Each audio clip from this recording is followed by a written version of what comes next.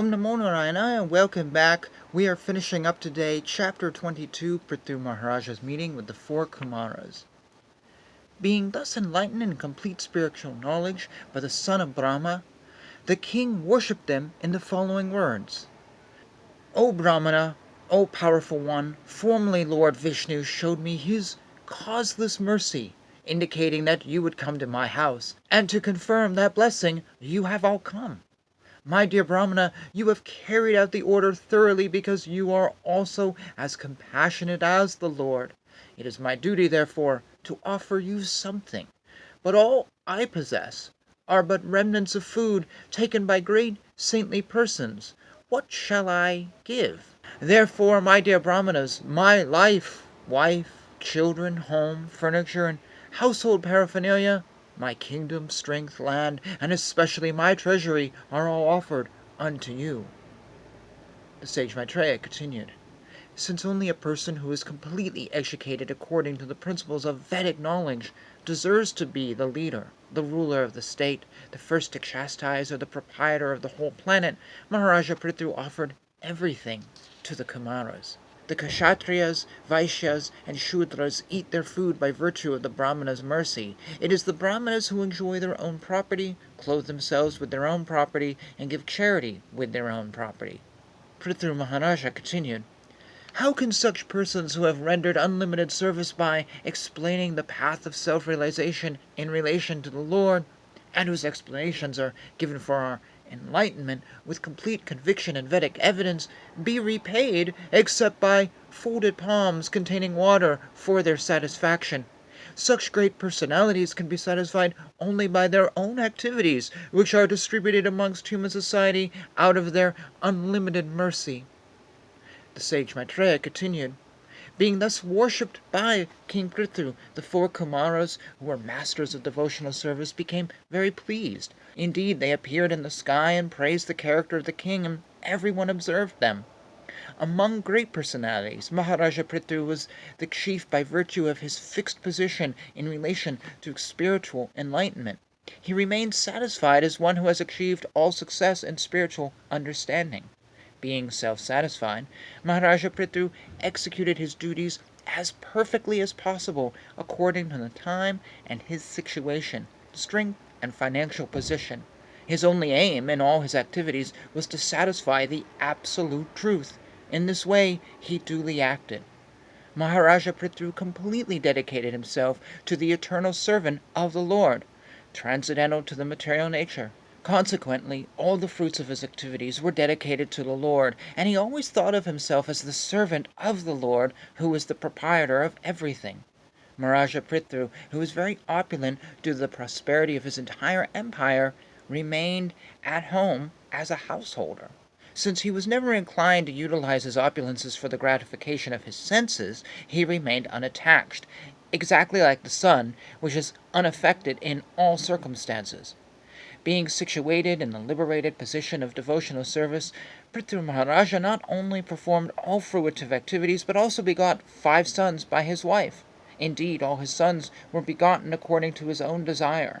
After begetting 5 sons, named Vichitashva, Harayaksha, Dravina, Vikra, and Dhumrakesha, Prthu Maharaja continued to rule the planet. He accepted all the qualities of the deities who governed all other planets. Since Maharaja Prthu was a perfect devotee of the Lord, he wanted to protect the Lord's creation by pleasing the various citizens according to their various desires. Therefore, he used to please them all in all respects by his words, mentality, works, and gentle behavior. He became as celebrated a king as Somaraja, the king of the moon. He was also powerful and exacting, just like the sun god, who distributes heat and light and at the same time exacts all the planetary waters. Maharaja Prthu was so strong and powerful that no one could disobey his orders any more than one could conquer fire itself. He was so strong that he was compared to Indra, the king of heaven, whose power is insuperable. On the other hand, he was also as tolerant as the earth, and in fulfilling various desires of human society, he was like heaven itself. Just as rainfall satisfies everyone's desires, Maharaja Prthu used to satisfy everyone. He was like the sea in that no one could understand his depth, and he was like Meru, the king of the hills, in the fixity of his purpose. Maharaja Prithu's intelligence and education were exactly like that of Yamaraja, the superintendent of death. His opulence was comparable to the Himalaya mountains, where all valuable jewels and metals are stocked. He possessed great riches like Kuvera, the treasurer of the heavenly planets, and no one could reveal his secrets, for they were like the demigod Varunas. In his bodily strength and in the strength of his senses, King Prthu was as strong as the wind, which can go anywhere and everywhere. As far as his intolerance was concerned, he was just like the all-powerful Rudra expansion of Lord Shiva, or Sadasa Shiva. In his bodily beauty, he was like Cupid. In his thoughtfulness, he was like a lion. In his affection, he was just like Svayambhuva Manu, and in his ability to control, he was like Lord Brahma. In his personal behavior, Prthu Maharaja exhibited all good qualities, and in his spiritual knowledge he was exactly like Brihaspati. In self-control he was like the Lord himself. As far as his devotional service was concerned, he was a great follower of devotees who were attached to cow protection and the rendering of all service to the spiritual master and the brahmanas. He was perfect in his shyness and in his gentle behavior, and when he engaged in some philanthropic activity, he worked as if he were working for his own personal self. Throughout the whole universe, in the higher, lower, and middle planetary systems even, Prthu Maharaja's reputation was loudly declared, and all the ladies and saintly persons heard his glories, which were as sweet as the glories of Lord Ramachandra. Thus ends chapter 22. I want to go back to the beginning of this chapter, the beginning of this part of this chapter, to bring a question to all of you listening. So, in the beginning of this, he says, what shall I give? What shall I offer you? To which Maharaja offers everything. Well, how about yourself? If you were standing here before the Lord, or the four Kumaras, or a deity, or whoever, what do you have to offer? What do you have to offer? Seriously. It is a very simple question, maybe a very foolish question, but it is actually a super profound question. Because there's so many ways you can approach this. I'm just going to start by what's in the background of my apartment. You see my collection of books. You see Bill Clinton's face right there, in case you're wondering. That's his autobiography. Do I offer Bill Clinton's autobiography to the Kumaras? Actually, there's a book here on Obama and John McCain. Do I offer these presidential biographies to the Kumaras? I have stamps here that are historical. Do I offer those? Do I offer these photos behind me? Right behind me you see my base. Do I offer that? You can't see my kitty sitting next to me, but there's a cat behind me and there's lots of cat stuff in the house. Do I offer the animals that I live with? What do I offer? Do I offer this thing I wear?